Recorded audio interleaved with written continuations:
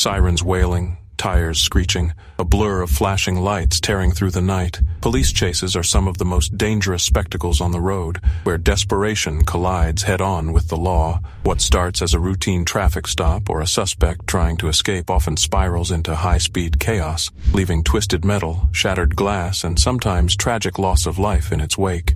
Now, we'll uncover 5 of the most horrifying police chase car crash deaths, moments where reckless speed and split-second decisions ended in disaster no one could outrun.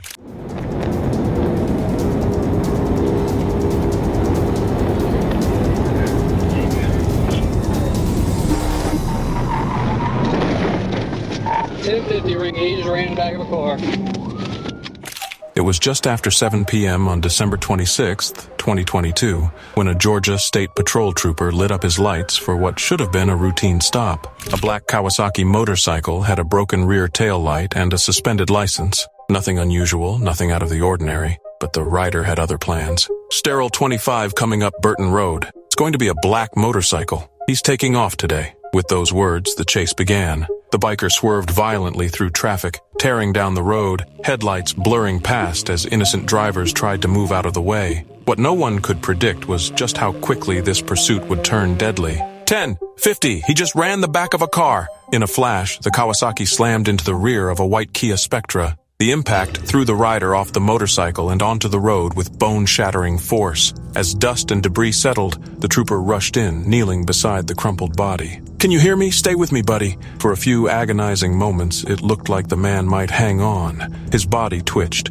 faint breaths rattled in his chest, but the grip on life was slipping fast. The trooper spoke to him desperately, trying to anchor him to the world. Yet no amount of words or first aid could stop what was already happening. By the time backup arrived, the truth was undeniable. The rider was gone. His name would later be revealed as 48-year-old Stephen Wilson, a man with a past as dangerous as the ride he had just taken. Wilson wasn't just some reckless biker. He had been a fugitive for over 6 months, wanted by the U.S. Marshals after escaping federal prison. His record read like a dark history book: burglary, forgery, fraud, battery, even cruelty to children. More than 24 arrests in Chatham County alone. He had once been caught with semi-automatic pistols despite being a convicted felon, sentenced to nearly a decade in federal prison. And yet, somehow, he always slipped back through the cracks, back onto the streets. But on this December night, his run came to a violent end in the middle of Ogeechee Road. The woman inside the Kia, shaken but miraculously unhurt,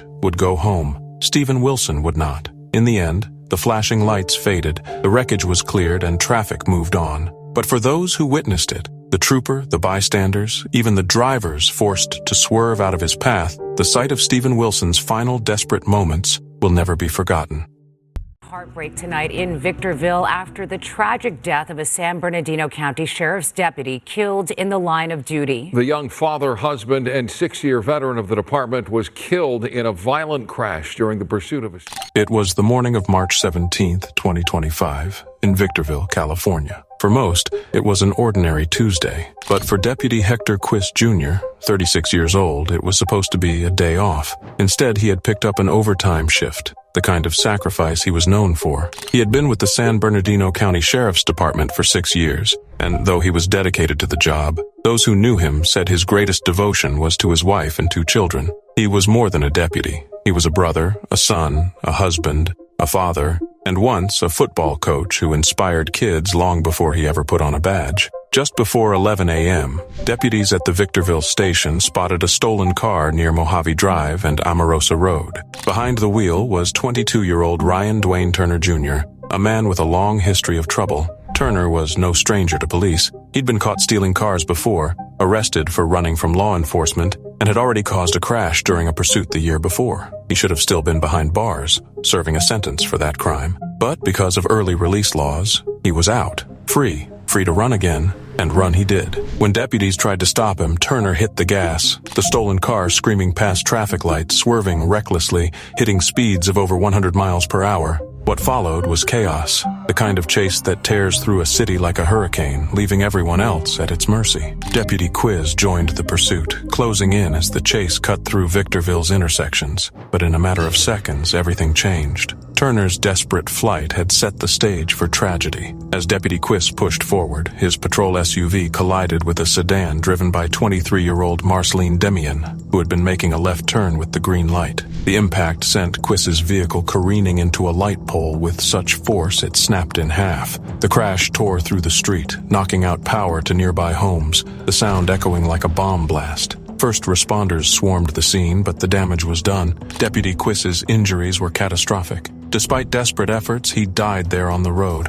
a father and husband lost in the line of duty. Demian survived, though badly hurt. Through tears, she later explained she never saw him coming, that his sirens weren't on. If I had seen him, I would have stopped. Meanwhile, Turner kept going. He ditched the stolen car near Zuri Lane, fleeing on foot. Even in handcuffs, deputies said he tried to run again. Prosecutors revealed he had been intoxicated that morning. His charges mounted: evading police, vehicle theft, and now, second-degree homicide. The weight of the loss fell hard on Victorville and far beyond. Deputy Quiss wasn't just a badge number. He was a Rialto native, a Carter High School graduate, a man who once coached football at his alma mater and later played in the National Public Safety Football League. His teammates remembered him as competitive, but it was his children who knew the truest version of him. A father who loved them more than anything in the world. The community's grief spilled into the streets. When his body was escorted down Interstate 15, firefighters and first responders lined overpasses in salute,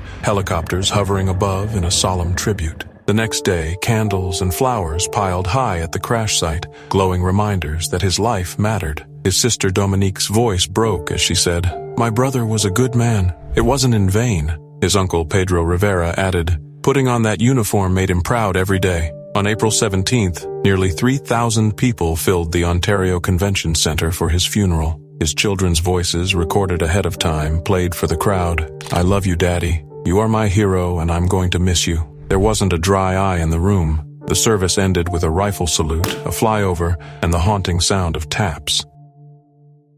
A motorcyclist is fighting for life tonight after fleeing from police and then crashing in Dianella. Officers had tried to stop the rider about 20 minutes before he slammed into two.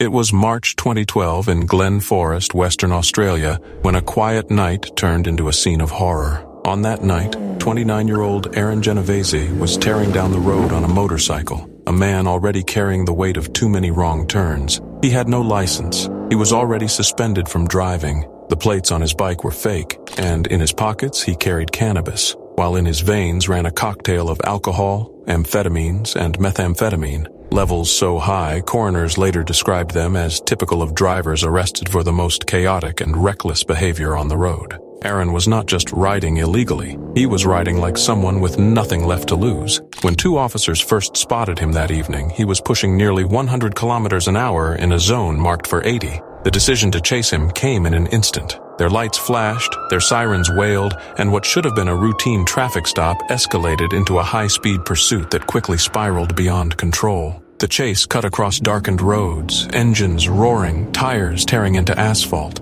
Residents later described the sound as deafening, like something ripping through the night at a speed no human could hope to control. As the pursuit pushed closer to an intersection, it seemed for a moment that Aaron might surrender. Witnesses said they saw him brake hard, the motorcycle's lights dipping as if preparing to stop. The officer trailing him believed the danger had ended, that maybe Aaron, realizing there was nowhere left to run, had given in. But then came the twist. In one split-second decision, Aaron leaned forward, twisted the throttle, and instead of halting, he launched himself into the path of a Toyota Prado coming across the intersection. The impact was as violent as it was final. The motorcycle crumpled, metal shrieking against steel. The force of the collision threw Aaron nearly 10 meters through the air, his body slamming back onto the road with a sickening weight. His neck fractured instantly. Witnesses could only stand frozen, describing later how it happened so quickly, so violently, that by the time they processed the sound of the crash, Aaron was already lying motionless on the asphalt. But the brutality of the crash itself was only part of the story. What followed raised even more unsettling questions. A post-mortem revealed Aaron's blood carried a dangerous mix of alcohol, cannabis, and methamphetamine, a toxic combination that almost guaranteed poor judgment and impulsive risk-taking. On paper, it looked like an inevitable ending for a man spiraling out of control. Yet the coronial inquest revealed a deeper complication. The officers chasing him had breached Western Australia Police's emergency driving policy. That policy, meant to prevent needless risk during pursuits, had clear boundaries. But when Internal Affairs reviewed the case, they determined the officer had crossed those boundaries. And yet, instead of charges or disciplinary measures, the officer was given only a letter of corrective advice, essentially a formal reminder of his obligations. The details of the policy breach were suppressed, hidden away from public view by Coroner Ross Fogliani. To the families watching, and to the public hearing this story unfold,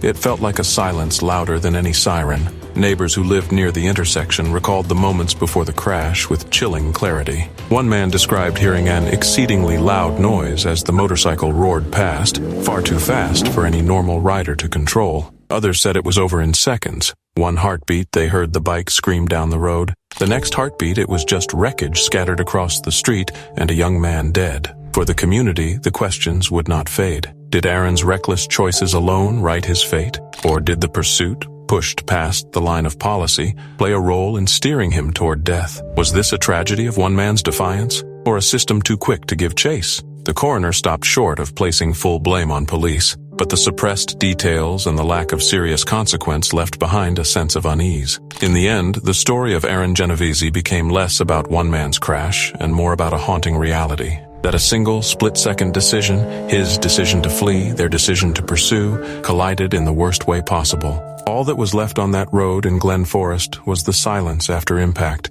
the echo of what had just happened, and the reminder that some endings are not just tragic, but brutally inevitable. A head-on crash today in South Texas left 8 people dead. Officials say police were chasing a suspected human smuggler when the driver crashed into an SUV, killing 2 people from Georgia.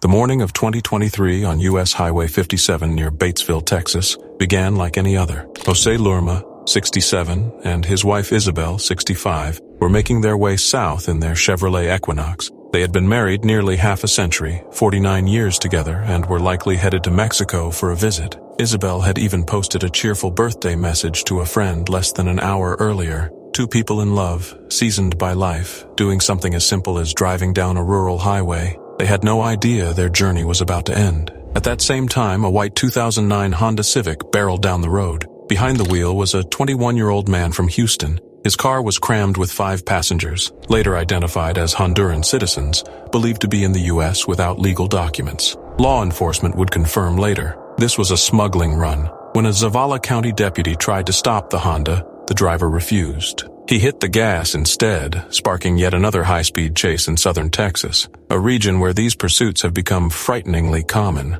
Witnesses recalled the Honda swerving recklessly, desperate to outrun the flashing lights behind it. And then came the moment of decision. The driver swung out, trying to overtake an 18-wheeler in a no-passing zone. Maybe he thought he could make it. Maybe he was panicked, blind to anything beyond escape. But coming from the other direction was the Equinox, Jose and Isabel inside. The impact was catastrophic. Both cars collided head-on, the sound echoing across the highway like an explosion. The Equinox burst into flames almost instantly, trapping the couple inside. Both died there, their lives cut short in an inferno of twisted steel and fire. The driver and all 5 passengers were killed on impact. In the span of seconds, 8 people were gone. Photos from the scene later showed nothing but devastation. The Equinox reduced to a charred shell, the Civic torn apart like paper. Texas DPS officials confirmed what many already feared. This was another smuggling attempt gone horribly wrong. But for the Lerma family back in Georgia, those words meant nothing compared to the reality.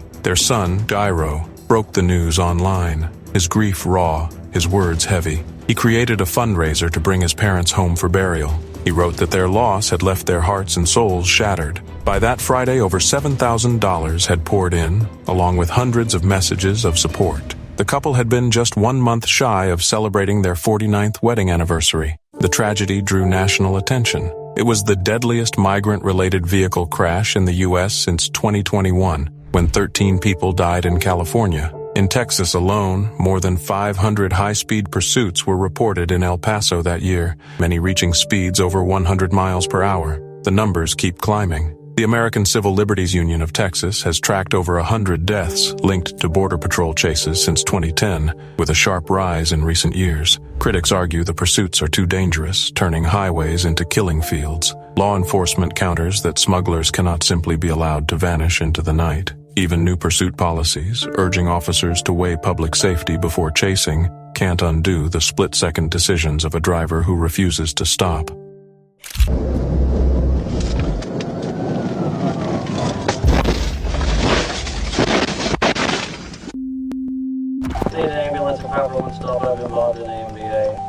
It was the afternoon of September 4th, 2023, Labor Day in rural Independence County, Arkansas. The highways were alive with families heading home, the kind of day that should have ended quietly. But for one man, 63-year-old Michael Owens, it would be his final ride. Just before 4 p.m., Arkansas State Police Trooper Brandon Trewin spotted a gray sedan speeding recklessly down U.S. Highway 167. He flipped on his lights, sirens blaring as he accelerated to give chase. Witnesses recall the piercing sound echoing across the quiet stretch of road as the patrol car closed in. But in the chaos of that pursuit, fate intervened in the most brutal way imaginable. Owens, riding his 2000 Yamaha motorcycle, had just turned left from Pfeiffer Road onto Highway 167, heading southbound. He wasn't running, he wasn't speeding, he was just another driver sharing the road. But as he crossed the lanes, his path aligned directly with the state trooper's Dodge Charger. Surging forward with lights flashing and engine roaring,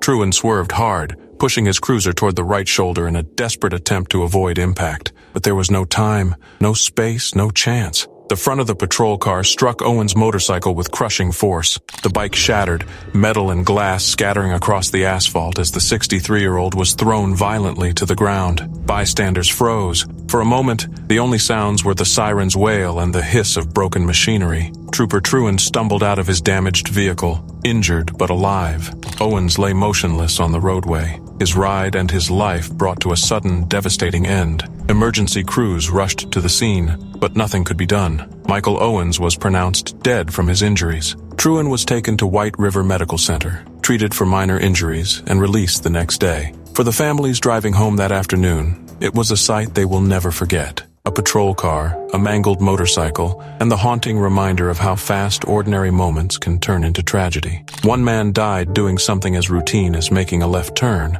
Another will carry the weight of that collision for the rest of his life. This afternoon, the man accused of leading police on a high-speed chase, then crashing into a car, killing 2 little boys. He was supposed to appear in court. That did not go as expected. It was December 8th, 2023, in San Diego, California. A quiet night on Interstate 805, where cars hummed steadily under the glow of highway lights. Inside a modest Honda sedan sat a family of 4. In the back seat were 2 little boys, 8-year-old Malachi and his younger brother, 4-year-old Mason. Their mother, Victoria, rode in the front passenger seat, still learning how to navigate life after losing her husband the year before. Behind the wheel was a close family friend, their nanny, guiding them safely down the road. Suddenly, headlights tore through the darkness. A BMW, barreling down at nearly 100 miles per hour, came out of nowhere. In an instant, metal collided with metal. The Honda spun violently off the freeway, slid down an embankment, and slammed into a tree before bursting into flames. When the smoke cleared, the unthinkable truth was revealed. Malachi and Mason were gone. Their lives ended in a heartbeat, while their mother and nanny clung to survival, broken and bloodied inside the wreckage. The driver who caused it all was no stranger to police. His name was Angel Velasquez Salgado, just 20 years old, unlicensed, reckless, and already known for running from the law. That night, he wasn't fleeing for robbery, drugs, or weapons. He was running from a broken headlight. Officers first noticed his car on 32nd Street, then tried to stop him when he pulled into a driveway that didn't match his registration. Instead of pulling over, he chose chaos. He hit the gas, tore through stop signs, swerved into traffic, and even rear-ended an elderly woman. Witnesses later said his speed felt unreal, close to 100 miles per hour. And with every second he stayed on the road, the risk grew heavier. The chase stretched across freeways like a nightmare with no brakes. Northbound on Interstate 15, eastbound on State Route 94, southbound on Interstate 805. Sirens screamed through the night, but no one could stop him. Finally, near the 43rd Street off-ramp, he lost control and veered onto the shoulder, straight into the Honda carrying Malachi, Mason, their mother, and their nanny. The aftermath was chaos. Flames lit up the night sky as emergency crews rushed in, but for the boys, it was already too late. Their small bodies couldn't withstand the violence of that crash. Victoria was pulled from the wreck, barely alive, while the nanny, burned and battered, fought to breathe. And Salgado? He ran. He stripped off his clothes and tried to hide in nearby streets as if shedding his identity would erase what he had done, but there was no escape. Police caught him just blocks away. Later, the truth unraveled. This wasn't his first chase. Just 7 months earlier, Salgado had fled officers in a different pursuit. He should have never been behind the wheel. Yet here he was again, destroying lives that had nothing to do with his choices. Prosecutors charged him with everything: murder, manslaughter, evading, hit and run, driving without a license. At first, he denied it all, but in August 2025, he admitted guilt, standing in court and finally confessing to what everyone already knew. He now faces 30 years to life in prison, awaiting his sentence,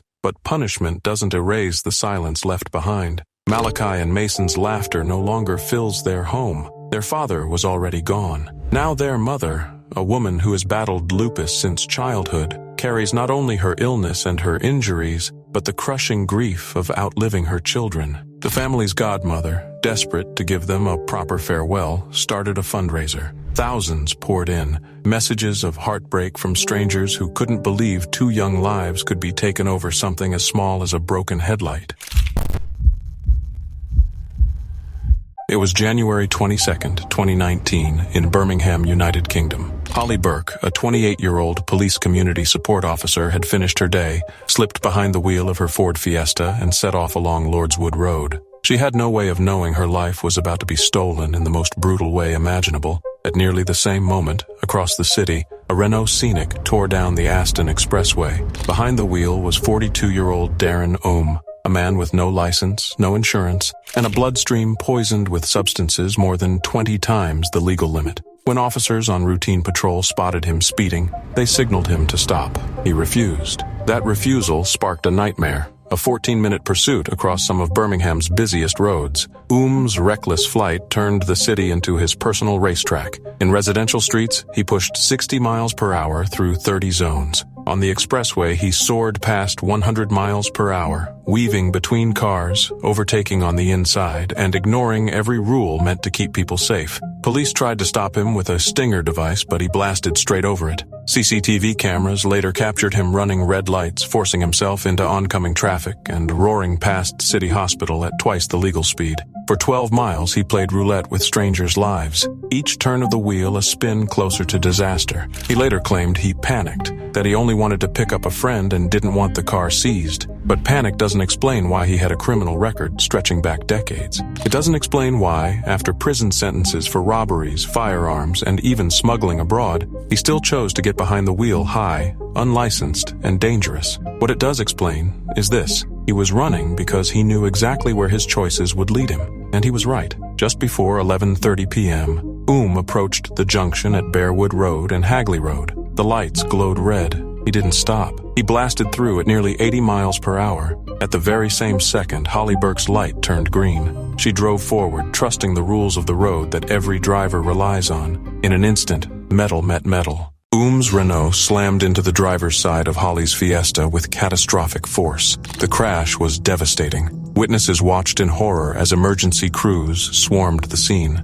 Police officers were already trying to save her, performing CPR, their hands pressing against a chest that should have never stopped breathing. Paramedics took over, but nothing could be done. Holly Burke was pronounced dead where she fell, her life stolen in a single violent collision. Ohm crawled from the wreck with only minor injuries. He lived. She didn't. Arrested on the spot, he was charged with causing death by dangerous driving, driving without a license, driving under the influence, and more. And when the truth came out, it painted a picture of a man who had spent his entire adult life as a danger to others, minus 44 convictions since 1993, weapons, robberies, smuggling, prison time. A man who had been free for mere months before once again destroying lives. In February 2019, a judge sentenced him to 9 years in prison with a 3-year extended license period, banning him from driving for 16 years. The court called him what everyone already knew: a serious danger to the public.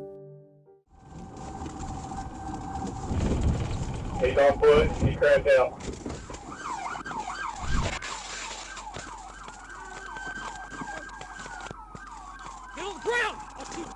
on foot and crashed out. Allen and Chandler Street. It was just after 1 a.m. on October 13th, 2022, when the streets of Little Rock, Arkansas were quiet. Most of the city slept, but Arkansas State Police Trooper Joseph Killian was wide awake, patrolling the dark highways. That was when he spotted it. A black Kawasaki ZXJ motorcycle cutting through the night. No license plate attached. A small violation, but one that demanded attention. Killian switched on his blue lights, expecting the rider to pull over, maybe offer an excuse, maybe receive a citation. Instead, what should have been a routine stop instantly spiraled into something far darker. The moment the lights flashed, the rider leaned forward and twisted the throttle. The Kawasaki screamed to life, bolting ahead like a bullet in the night. In seconds, it was no longer about a missing plate. It was a chase. Broadway West, northbound speeds 80. Killian's voice echoed over the radio, calm but tight with focus. The sound of engines roared through the empty streets as the motorcycle tore through red lights and intersections, weaving between the occasional late-night driver who barely had time to react. The rider,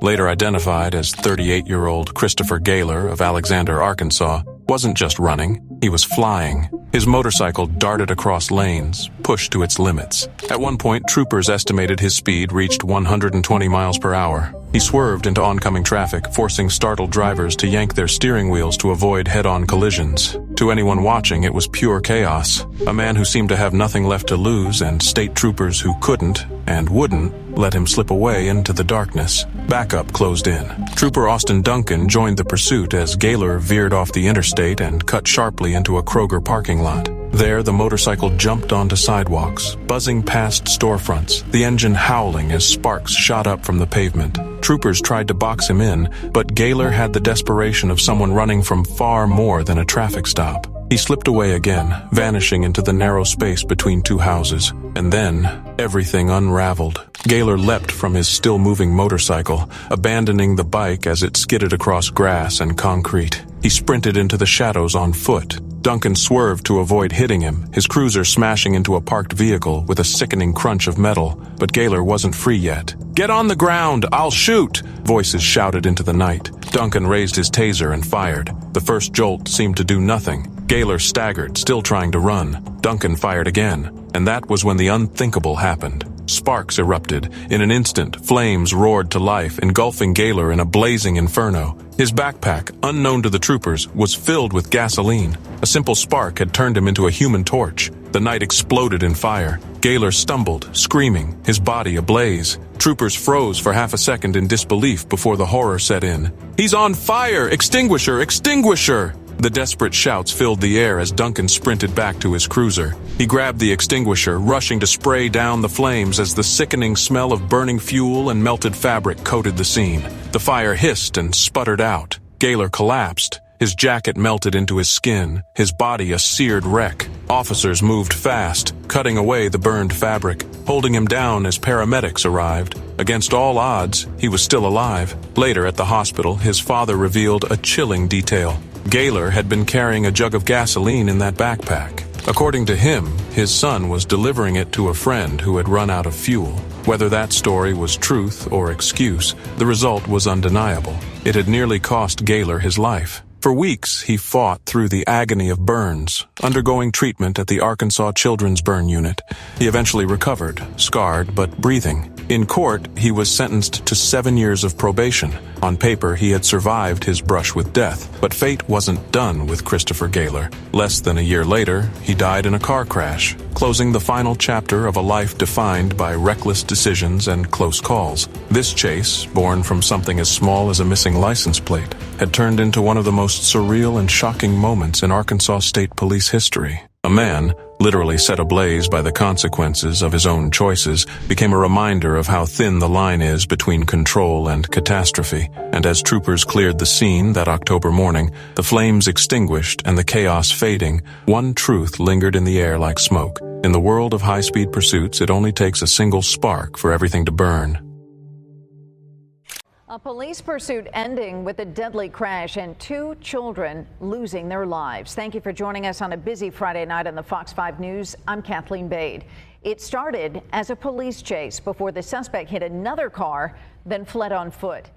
It was a November night in Evansville, Indiana, November 29, 2017. A young mother, 23-year-old Janie Carter, had just left her mother's house with her partner, 26-year-old Terrence Barker, and their two little ones, 2-year-old Princess and 7-month-old Prince. Before pulling out, Janie carefully buckled her children into their car seats in the back of their beat-up 2003 PT Cruiser. She leaned over and kissed them both, a quiet promise of safety. Terrence sat down beside her in the passenger seat, but just blocks away, fate was already racing toward them. Around 7 p.m., Evansville police noticed a black 2017 Chevy Impala parked near Bayard Park Drive. A quick check of the plates revealed they didn't match the car. Officers stepped in for a routine check. That's when everything snapped. Two men bolted back into the Impala, the driver slamming the accelerator down hard.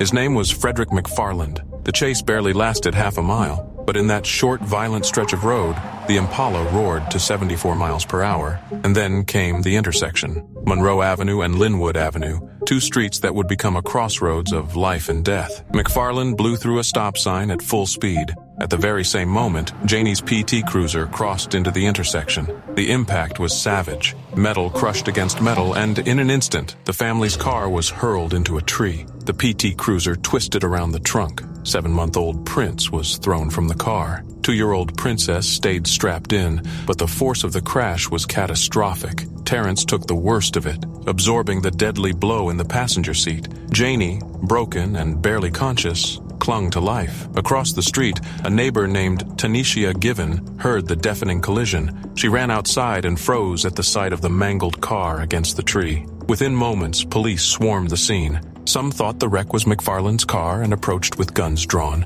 Then a voice pierced the chaos, faint and cracked. "My baby! My baby!" Prince was pronounced dead right there on the street. Princess was rushed to the hospital. She passed soon after. Terrence, unconscious and gravely wounded, died later from his injuries. In the middle of it all, Janie, pregnant at the time, was the only survivor. McFarland was taken into custody, and nearly 3 years later, he pleaded guilty to resisting law enforcement. He was sentenced to 15 years, but the pain his flight had caused could never be measured by years behind bars. Janie sued the city of Evansville, arguing the police never should have chased a car over something as minor as false plates. In 2022, the city settled for $1.75 million, careful to call it a compromise, not an admission of fault. When she entered court, she struggled to speak, her voice carrying the weight of trauma no mother should know. She had survived physically, but she lived with PTSD, haunted by that night. She gave birth to the child she was carrying, a daughter she named Miracle. Later, she welcomed a son named Legend. Her mother, Sarah Johnson, stood beside her, reminding everyone that the new children brought light. But the wound would never close. At the crash site, neighbors and strangers alike left flowers and toys at the scarred tree, the place where an ordinary family's life was torn apart in seconds. It was a warm July afternoon in 2022 when the roads around Gateshead, just outside the bustling metro center, were shaken by the kind of crash no one ever expects, a crash involving not just a motorcycle and its riders, but a marked police car with blue lights flashing. What should have been a routine moment of urgency for an officer on duty became a nightmare that would claim a life and spark questions that linger to this day. On the motorcycle that afternoon were Ronald and Muriel Pinckney, a couple in their 70s. To anyone watching, they seemed fragile but steady, a pair who had spent a lifetime together. Muriel, 74, rode as a passenger, trusting in the same kind of everyday safety we all take for granted when we step outside. But that trust would be shattered in an instant. As the police vehicle entered Dunston Road, the collision was sudden and brutal. Metal struck metal, and in the chaos, both Ronald and Muriel were thrown into the road. Ronald, 77, suffered catastrophic fractures to his leg, hip, and pelvis. Muriel's injuries were even worse. She was rushed to hospital where doctors fought to stabilize her,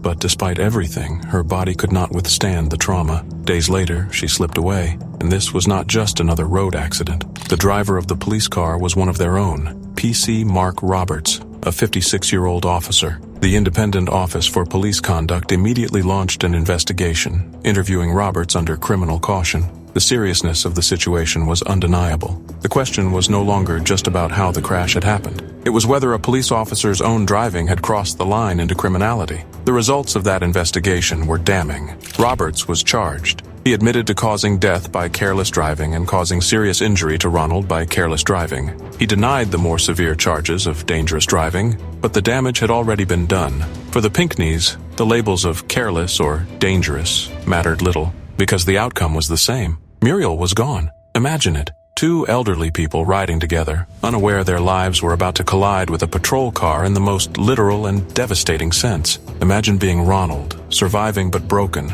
carrying not just the weight of his injuries, but the memory of watching his wife's final days in a hospital bed, knowing her life ended not at the hands of some reckless civilian, but because of the very people sworn to protect them. This wasn't just a crash. It was a betrayal of trust, a reminder that blue lights do not make anyone invincible on the road. And when the investigation closed in, when headlines carried Muriel's name, the silence that followed was deafening. A pensioner's life ended, a husband left shattered, and a police officer forced to admit his actions had cost a woman her future. The brutality wasn't just in the crash. It was in the realization that even those trained to protect can make mistakes so devastating they destroy families forever.